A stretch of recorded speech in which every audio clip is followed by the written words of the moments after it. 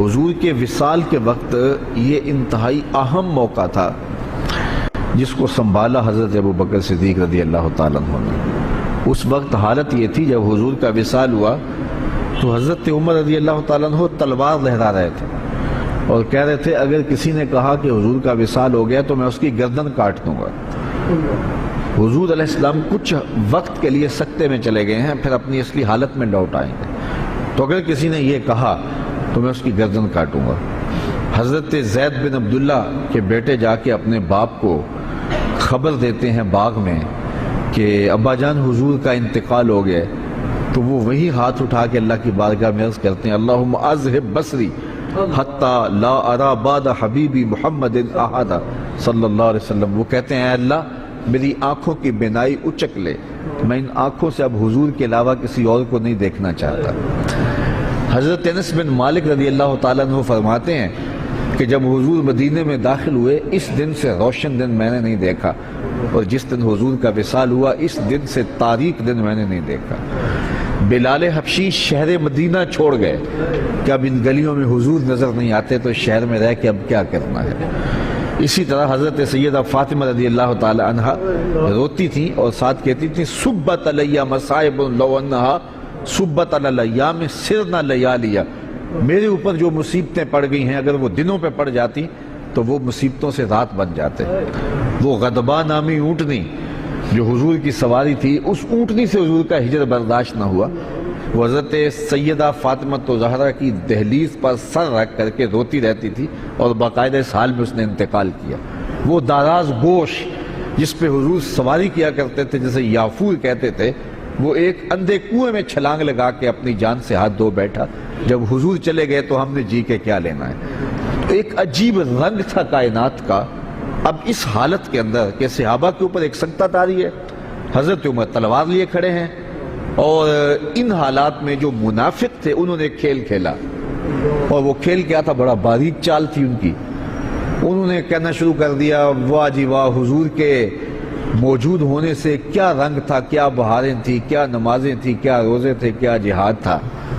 اب کس نے نماز پڑھنی ہے، اب کس نے روزہ رکھنا ہے، اب کس نے زکوٰۃ دینی ہے، اب کس نے حج کرنا ہے، اب کس نے اپنے مال کو پیش کرنا ہے۔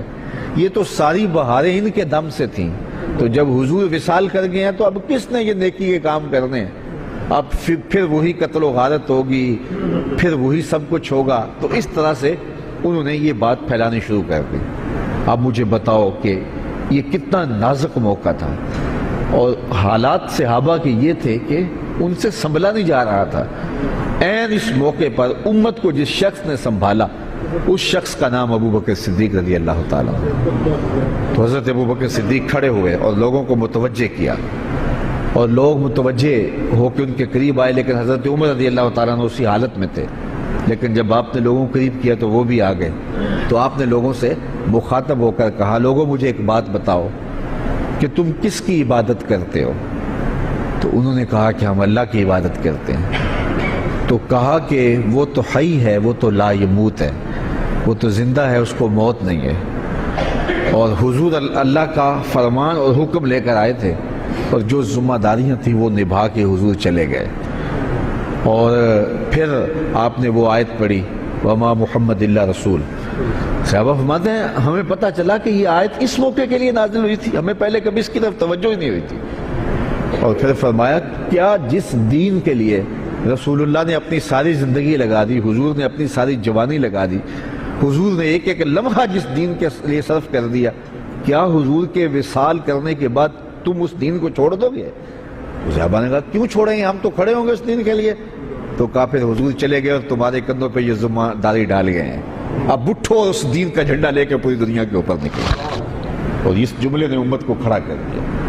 تو اس وقت منافقین جو چال چل رہے تھے اور اسلام کے خلاف جو باریک چال چل رہے تھے، اگر حضرت صدیق اکبر رضی اللہ تعالیٰ عنہ بھی اس وقت اسی حالت میں چلے جاتے جس حالت کے اندر باقی لوگ صدمے سے نڈھال تھے، تو مجھے بتاؤ کہ کون سنبھالا دیتا اور کون جو ہے وہ اس وقت امت کو سنبھالتا۔ تو حضرت ابوبکر صدیق رضی اللہ تعالیٰ عنہ نے اس موقع پر امت کو سنبھالا۔ دوسری بات یہ ہوئی کہ امت تقسیم ہونے لگی تھی، یہ بات طے ہونے لگی کہ انصار سے ایک خلیفہ ہوگا اور ایک مہاجرین سے ہوگا۔ اس موقع پہ حضرت ابوبکر صدیق نے جا کے کردار ادا کیا اور امت کو اس نازک موقع پہ تقسیم ہونے سے بچا لیا۔ آج لوگ کہتے ہیں کہ ادھر حضور علیہ السلام کا جست انور پڑا ہوا تھا اور انہیں خلافت کے معاملے پڑے ہوئے تھے، اور میاں یہی تو کام تھا ذمہ داری کا جو کرنے کا تھا، جو حضرت سیدنا صدیق اکبر نے کیا۔ اس وقت اگر نہ اٹھتے تو امت دو حصوں میں تقسیم ہو چکی ہوتی۔ تو یہ وہ احسان ہے حضرت ابوبکر صدیق رضی اللہ تعالیٰ عنہ کا کہ کلیجہ ان کا بھی پھٹ رہا تھا۔ حضور علیہ السلام کی وفات کا جو صدمہ تھا وہ انہیں بھی تڑپا رہا تھا، بلکہ ایک زمانہ ایسا آیا کہ حضور نے صحابہ سے خطاب کرتے ہوئے فرمایا کہ اللہ نے ایک بندے کو اختیار دیا ہے کہ وہ اس دنیا کو اختیار کر لے یا آخرت کو اختیار کر لے، تو اس نے اس دنیا کی بجائے آخرت کو اختیار کر لیا۔ تو حضرت صدیق اکبر رو پڑے۔ تو باقی صحابہ نے حضرت ابوبکر سے پوچھا کہ ابوبکر یہ بات رونے والی تو نہیں ہے؟ تو کہا تم نہیں سمجھ رہے، اس بندے سے مراد خود حضور کی ذات ہے۔ تو اس کا مطلب یہ ہے کہ حضور اب ہم سے جدا ہو رہے ہیں، اور انہیں برداشت نہیں ہو رہا تھا۔ لیکن اس وقت جب یہ نازک موقع آیا تو حضرت ابوبکر صدیق نے کھڑے ہو کے امت کو سنبھالا دیا۔